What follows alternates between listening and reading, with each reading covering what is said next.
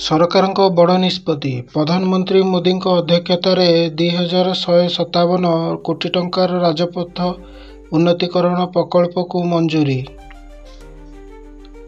ଏହି 46 କିଲୋମିଟର ଦୀର୍ଘ ରାଜପଥ ଏବଂ ମାରାକନମରୁ ପଣ୍ଡିଚେରୀ ପର୍ଯ୍ୟନ୍ତ ଏକ 4 ଲେନ୍ ରାଜପଥ ହେବ। ପୂର୍ବରୁ ଏହା କେବଳ 2 ଲେନ୍ ରାଜପଥ ଥିଲା, ଯାହା ବହୁ ଟ୍ରାଫିକ୍ ଜାମ୍ ଏବଂ ସମସ୍ୟା ସୃଷ୍ଟି କରୁଥିଲା। ଏହି ରାଜପଥ ହାଇବ୍ରିଡ୍ ଆନ୍ୟୁଇଟି ମୋଡରେ ନିର୍ମିତ ହେବ। ସରକାର 40% ଆଗୁଆ ଦେୟ ଦେବେ, କମ୍ପାନୀ ବାକି ଟଙ୍କା କିସ୍ତିରେ ପାଇବେ। ସଂଯୋଗୀକରଣରେ ବିରାଟ ଉନ୍ନତି।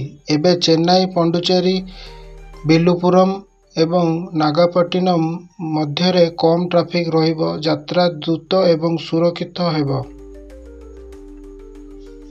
Multi modal link. ନୂତନ ରାଜପଥ 2ଟି ରେଳ ଷ୍ଟେସନ, 2ଟି ବିମାନବନ୍ଦର ଏବଂ କୁଡାଲୋର ବନ୍ଦରକୁ ସଂଯୋଗ କରିବ। ଏହା ବ୍ୟବସାୟ, ପର୍ଯ୍ୟଟନ ଏବଂ ଯାତ୍ରୀମାନଙ୍କୁ ଉଭୟ ଲାଭଦାୟକ କରିବ।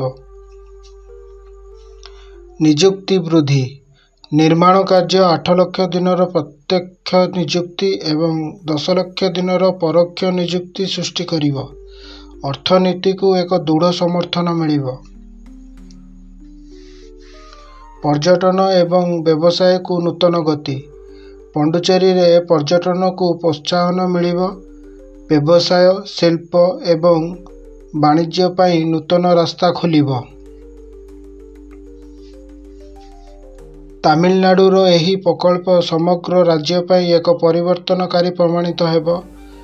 ପ୍ରମୁଖ ଧାର୍ମିକ, ଶିଳ୍ପ କେନ୍ଦ୍ର ଏବଂ ପର୍ଯ୍ୟଟନ କେନ୍ଦ୍ରଗୁଡ଼ିକ ଏବେ ସହଜରେ ସଂଯୋଗ ହୋଇପାରିବ।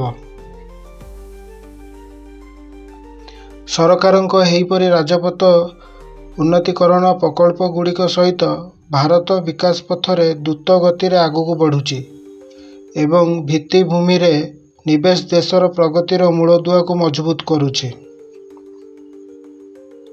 ରହିଲି, ପୁଣି ଦେଖାହେବ ଆଉ ଗୋଟେ ନୂଆ ଖବର ସହିତ।